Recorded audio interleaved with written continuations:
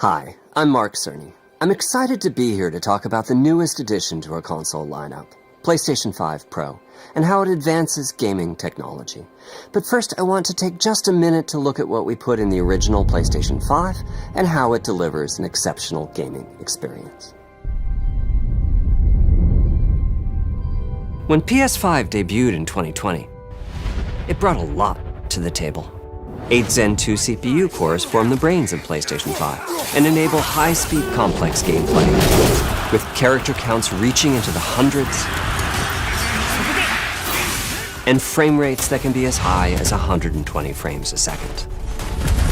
PS5 has a powerful RDNA 2 GPU, which can render anything from intricate details to fantastic worlds with vast panoramas to explore.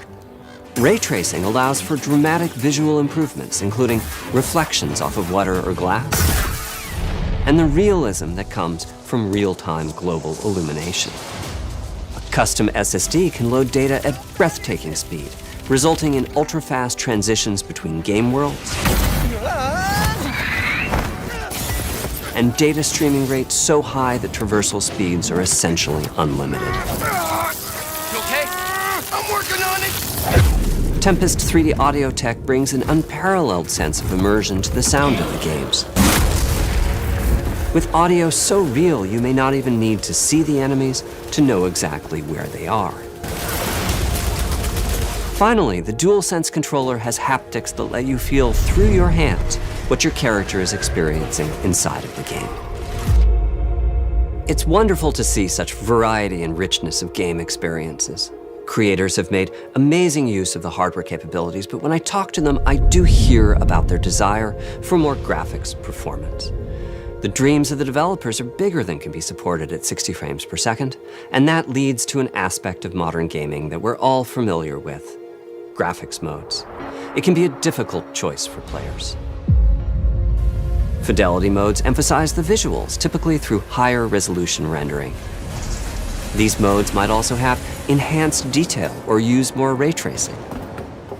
But the games only run at 30 frames per second. The visuals can be choppier and the controls less responsive. Performance modes emphasize frame rate and interactivity, typically choosing to run at 60 frames per second, mainly by reducing the graphical detail until those frame rates can be achieved. When asked to decide on a mode, players are choosing performance about 3/4 of the time. Removing that decision, or at least narrowing that divide, is one of the key targets for PlayStation 5 Pro. We want to give players the graphics that the game creators aspire to, at the high frame rates that players typically prefer. To do that, PS5 Pro substantially improves over PlayStation 5 in 3 ways. Here's what we call the Big 3. First, we made the GPU much larger and increased the speed of the memory it uses. The result is rendering that's up to 45% faster. Second, we made major upgrades to the ray tracing, taking a streamlined and accelerated approach that allows calculation of the rays at double or even triple the speeds of PlayStation 5. And finally, we added custom hardware for machine learning and an AI library called PlayStation Spectral Super Resolution, or PSSR for short. PSSR analyzes the game images pixel by pixel and can add an extraordinary amount of detail, which boosts the effective resolution of the games. Game creators are adding PS5 Pro support to new and existing titles, and with the Big 3 involved, the results can be pretty amazing, with graphics showing something like fidelity levels of detail, but at double the frame rate. Here's The Last of Us Part 2 running on PS5 Pro. It has huge amounts of detail and targets a super smooth 60 frames per second. Let's compare this to the Fidelity mode on PS5, which is only running at 30 frames per second and is therefore much choppier. Don't stop! We gotta lose. This goal of delivering almost fidelity-like graphics at performance frame rates has been achieved for a broad set of titles, including Marvel's Spider-Man 2 and Ratchet & Clank Rift Apart. We can see that PS5 Pro is close to doubling the power of PlayStation 5. Another way to compare the two consoles is to look at PS5 Pro versus Performance mode on PS5, both of which target 60 frames per second. What we see here is a difference in detail.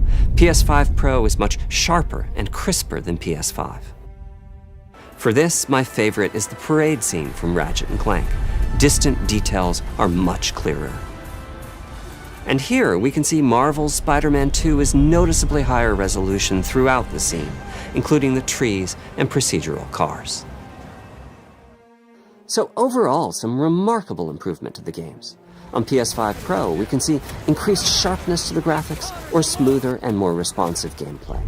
This is the big three showing their value. As you've been seeing, machine learning via the PSSR library is being used quite broadly to add pixel detail and boost frame rate. But there are as many approaches as there are game engines. The increase in raw GPU power is being especially effective for Horizon Forbidden West.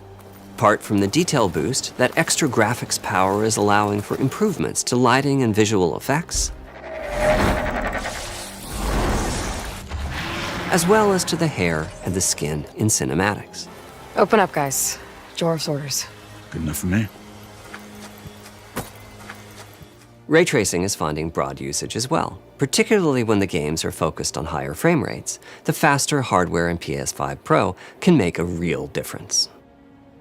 Allowing Gran Turismo 7 to add ray-traced reflections between the cars in gameplay, while continuing to support their targeted 60 frames per second. That boost in ray tracing is also delivering big wins for Hogwarts Legacy, allowing not only for better reflections and a greater variety of reflective surfaces, but also for further realism in the casting of shadows. I hope you've enjoyed this run-through of the technology behind PlayStation 5 Pro. Simply put, it's the most powerful console we've ever built, and a worthy addition to the PS5 family. Let me wrap this up by giving you a quick look at a number of games running on the new console. You'll never